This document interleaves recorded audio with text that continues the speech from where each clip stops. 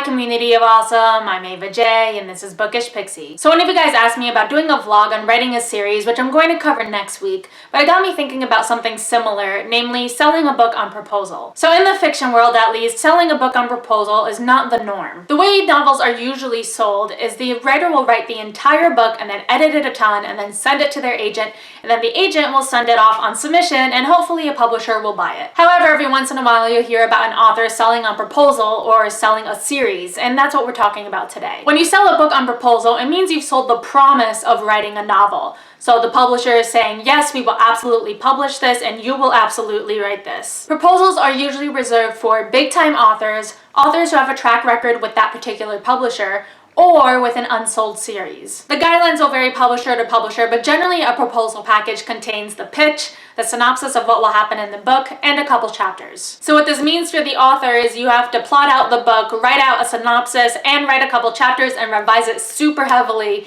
because those are the chapters the publisher is going to go on when deciding whether or not to buy the book. So after you've plotted out the book and you've written the chapters and revised it really heavily and give it to your agent and your agent sends it out, then you wait. I sold Beyond the Reds 2 sequels on proposal, and it was a really interesting experience. When I was working on the series proposal, it was a really surreal experience because I couldn't tell anyone about it except for my couple critique partners, and I was working really hard on these chapters and knowing that I might not be able to write the rest of it. So it was kind of this detached experience because I didn't want to get emotionally attached to this manuscript because I knew I might not be able to write any more of it. With my specific proposal package, I did a full outline for the next book, Into the Black, and did a couple chapters out of that book.